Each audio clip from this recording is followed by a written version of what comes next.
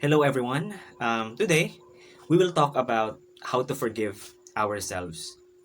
Forgiving ourselves is very hard, especially when you realize that the wrong things you did to others might have a long term negative effect on their lives.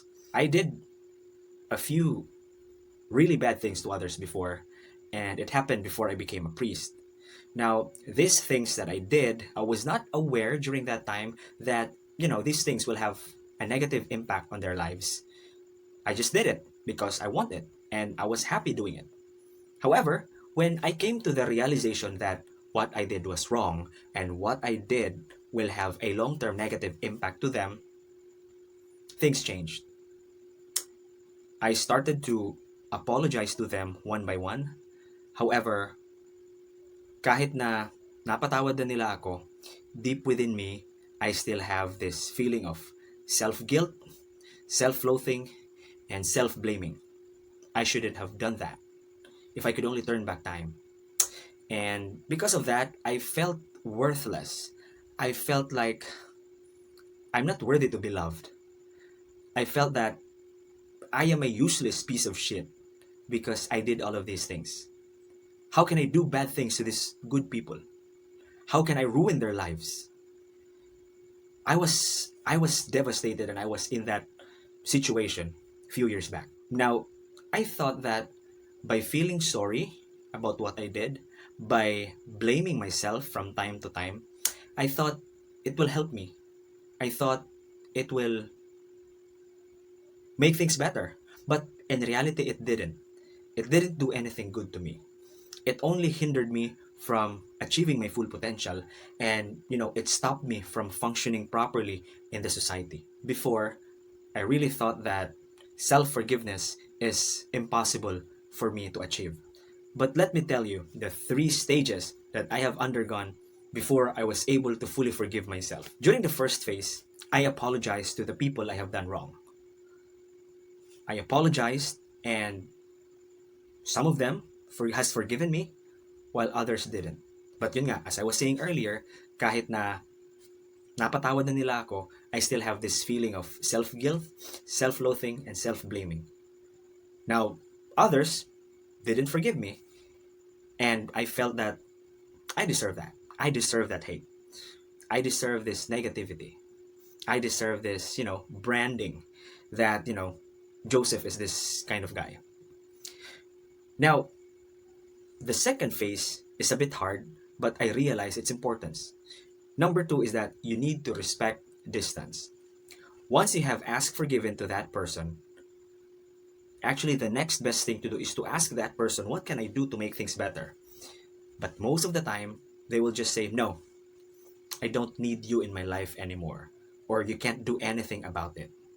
And so when that person started to be distant, if that person started to, stop texting you, stop chatting you, stop calling you, or, for example, if you're workmates, if that person suddenly resigns from the office, you need to respect that distance because distance facilitates healing.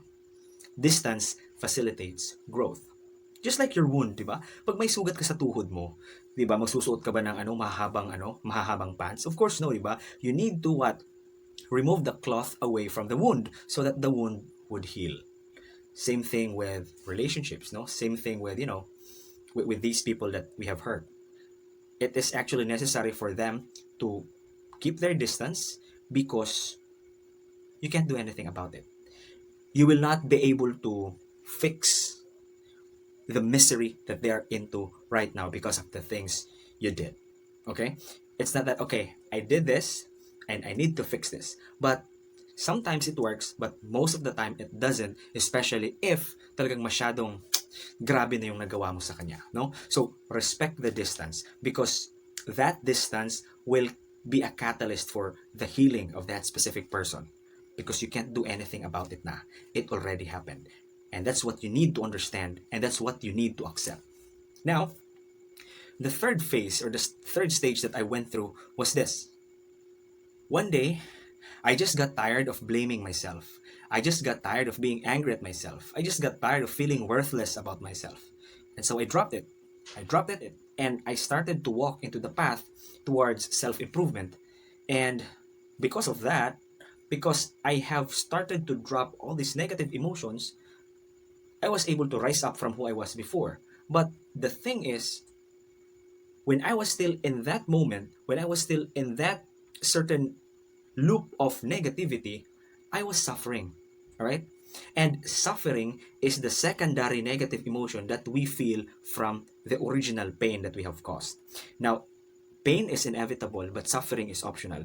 Yung pain, hindi natin yun maiiwasan. However, suffering is just optional. Suffering is actually generated in the mind. So, just say for example, di ba? If you are a monk and you are not eating for, let's say, one day because you are fasting for your spiritual growth, then you are feeling pain in your tummy because you didn't eat anything, but you are not suffering. However, if hindi ka nakakain ng isang araw kasi nawalan ka ng trabaho, masakit na yung tiyan mo, however, you are also suffering, it's because you are thinking of negative things on top of the pain that you are feeling, no? Paano kaya ako makakakain? Makakahanap pa kaya ako ng trabaho? Paano ko mapapakain ng pamilya ko? All those sort of stuff. So that is the suffering. It's in your head. Aside from the pain that you are feeling in your tummy, there is this suffering inside your head. Now, yun yung na-realize ko when I started dropping these negative emotions. I hurt other people. I caused pain. In the process of self-realization, I also hurt myself. I felt pain. Now, I am overthinking about the pain I have made to others. That's why nagkakaroon ako ng suffering, nagkakaroon ako ng anxiety, nagkakaroon ako ng negative self-talk, nagkakaroon ako ng negative emotions about myself because I was overthinking. Right? So, when I dropped these things and I said, bahala na. Wala na akong magagawa. Masama na tingin nila sa akin. Masama na ang tingin ng ibang tao sa akin based on their stories about me. And that is fine. That is fine. I need to move on. I need to let go of everything so that I will be able to go to the next stage of my life. And it's really hard to go from, that first step up to that third step because it is a long and arduous process. Ilang araw akong naging lasing, ilang buwan, ilang taon akong hindi makatulog dahil sa mga masamang bagay na pinagagagawa ko noon. But, when I have finally let go of this negative baggage that I have felt, gumana pakiramdam ko. And I felt that, my life has meaning, my life has purpose. And, this journey, this entire journey has taught me that self-forgiveness is very important. We need to forgive ourselves so that others will be able to truly forgive us. Because if we cannot forgive ourselves, it will be useless. Yung pag-move on ng ibang tao, nag-grow na sila, nag-heal na sila. Ikaw, kumusta? Di ba? You need to move on. You need to heal. And you also need to grow. And maybe one day, when you meet again, hindi na siguro may babalik sa dating relationship, but at least you are at peace with yourself. You did your part. And you have moved on. And now you have forgiven yourself. And now nothing can stop you from being the best version of yourself.